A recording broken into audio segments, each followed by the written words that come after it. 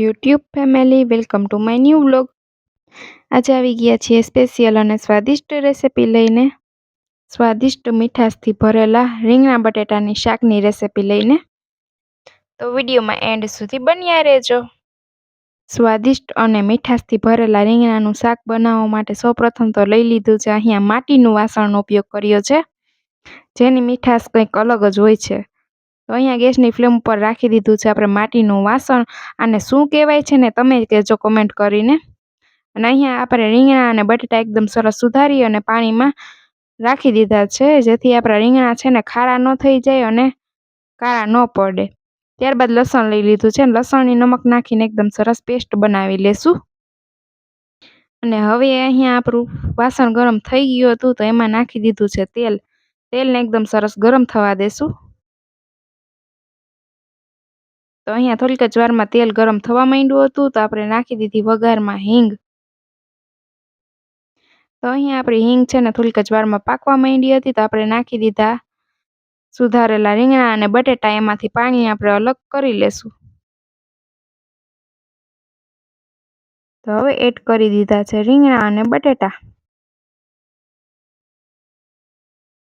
તો રીંગણા અને બટેટાને કરી લેશું એકદમ સરસ મિક્સ અને થવા દેશું ફ્રાય તેલમાં ને તેલમાં. માટીના શાકની મીઠાશ કંઈક અલગ જ હોય છે ને એકદમ બેસ્ટ બને છે આપણું શાક મીઠાશથી ભરેલું. જે આપણે નોર્મલ વાસણમાં મીઠાશ નથી આવતી એવી મીઠાશ આવે છે. તો અહીંયા આપણા રીંગણા અને બટેટા એકદમ સરસ ફ્રાય થવા માંડ્યા હતા. તો રીંગણાનો છે ને કલર ચેન્જ થવા માંડ્યો છે. તો હવે આપણે લીધી છે લસણની પેસ્ટ, જે નમક નાખીને એકદમ સરસ બનાવી લીધી હતી.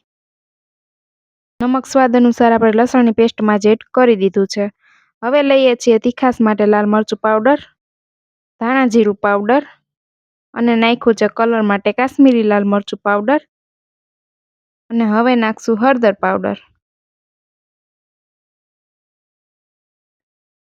અને બધા જ મસાલાને કરી લેશું એકદમ સરસ મિક્સ.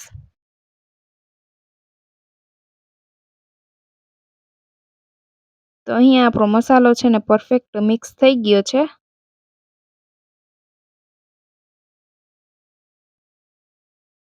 અહીંયા તમારે શાક જેટલું તીખું કરવું હોય ને એટલું લાલ મરચું પાવડર એડ કરી શકો છો.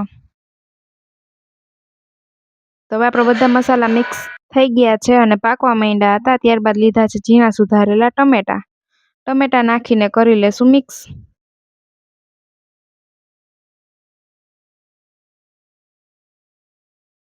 હવે ટમેટા નરમ થઈ જાય ત્યાં સુધી પાકવા દેશું. આપણે થોડુંક પાણી એડ કર્યું છે, જેથી આપણો મસાલો છે ને દાજી ન જાય અને એકદમ સરસ શાકમાં ચડી જાય એટલે. તો અહીંયા વચ્ચે વચ્ચે ફેરવતા રહીશું.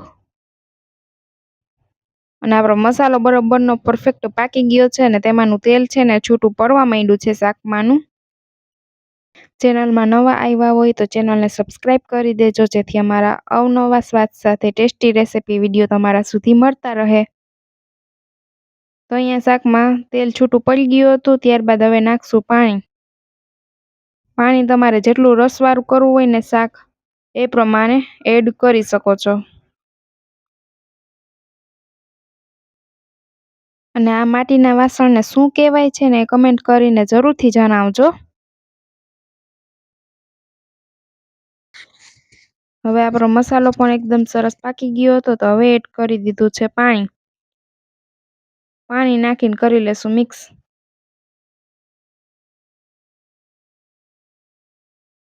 અને ઢાંકીને છે ને પાકવા દેશું. રીંગણા અને બટેટા બંને એકદમ સરસ ચડી જાય.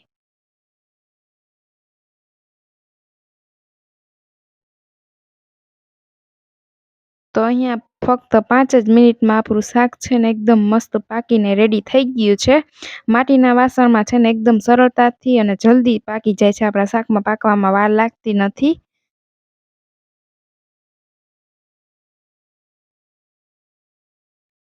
તો થોડીક જ વારમાં તૈયાર છે આપણું એકદમ સ્વાદિષ્ટ રીંગણા બટેટાનું શાક.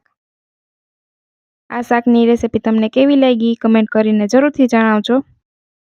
અને હવે આપણું શાક રેડી થઈ ગયું છે તો ઉપરથી નાખી દેશું ઝીણી સુધારીને ધોઈને ધાણા ભાજી.